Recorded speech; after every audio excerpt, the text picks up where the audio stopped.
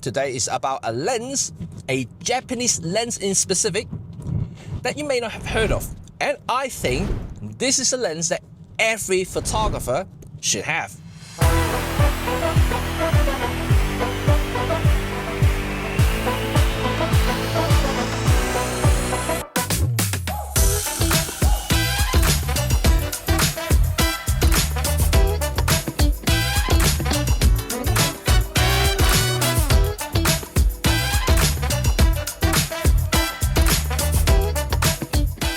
Good day guys, it's Jimmy Cheng here. I'm off to Apple Store to get my old iPhone repaired. There's some kind of battery issues that it won't turn on. So hopefully they can fix it, then I can pass it on to my daughter or son to use in school. Because I got a new one. I got a brand new 16 Pro Max, which I'm gonna do a full test. I'm gonna tell you all about the video and photo capabilities and how far the AI has come for the latest generation of iPhones. So before I show you the lens, let's talk a little bit about the history of how I found this company out. And to be quite frank, it was all by chance. They didn't sponsor this video, they did not contact me first. In fact, I actually contacted them after I saw some images online.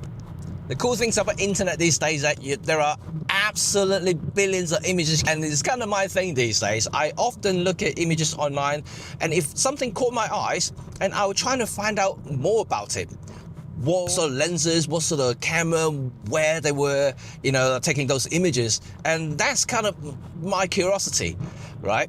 So in this particular case, I was interested in how these images look. But anyway, that was the story.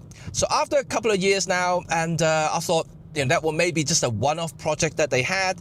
And so I received an email, again, out of the blue, 2 or 3 weeks ago, I think, and they said, we got a new lens.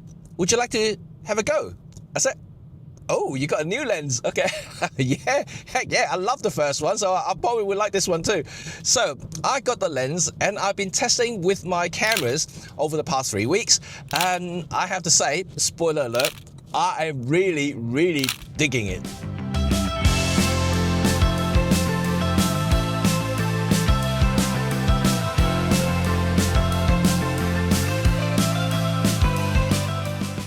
Okay, I have arrived and it's time to get my appointment.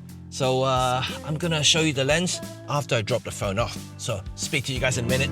With a new, different wind, I'm gonna let it take me to people that will trust me. I've been stuck inside my house too long, can't stand being alone. Okay, so bad news, because the battery is not the issue, it's probably the phone. That means well, I have to get another phone for my daughter. Anyway, okay, back to the lens. There we go. This is Gizmon's Vivilens that I want to show you guys in today's video, and I think, have a look, this is really, really cool. Mounted on any micro four thirds camera is just brilliant because of the size and weight.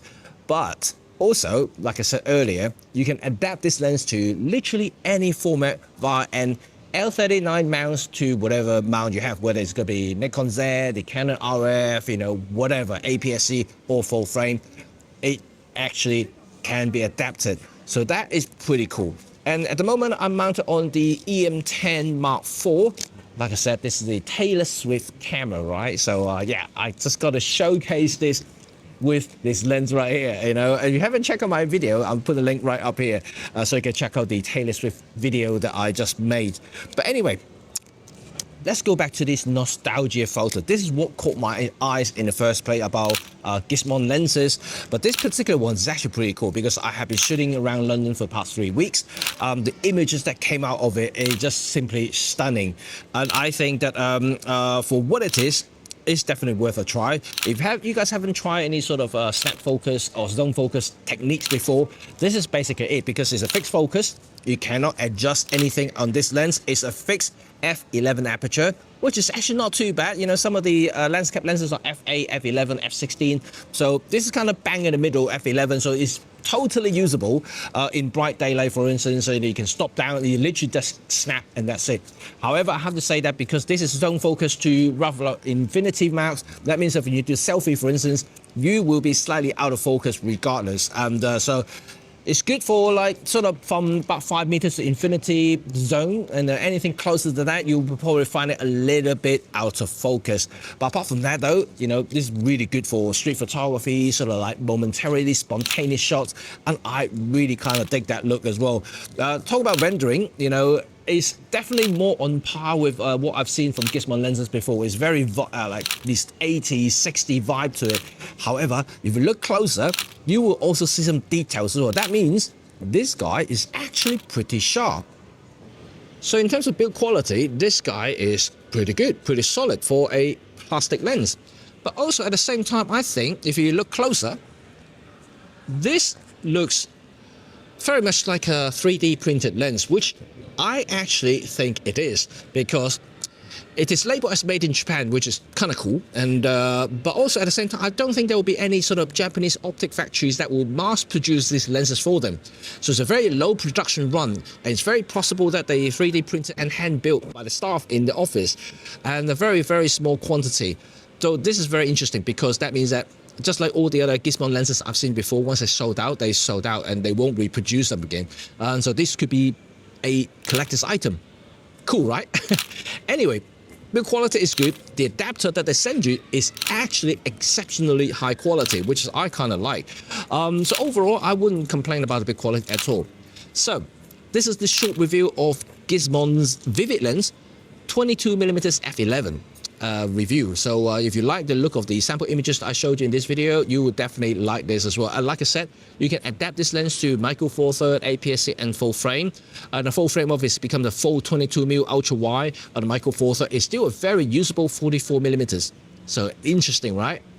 Anyway, thank you very much for watching, and I hope you like today's videos. And you know what to do now. Some people like this video, and sub if you want to stay in touch with all things photography and filmmaking, including quirky lenses like this. Until next time, we'll see you all very soon. Peace out.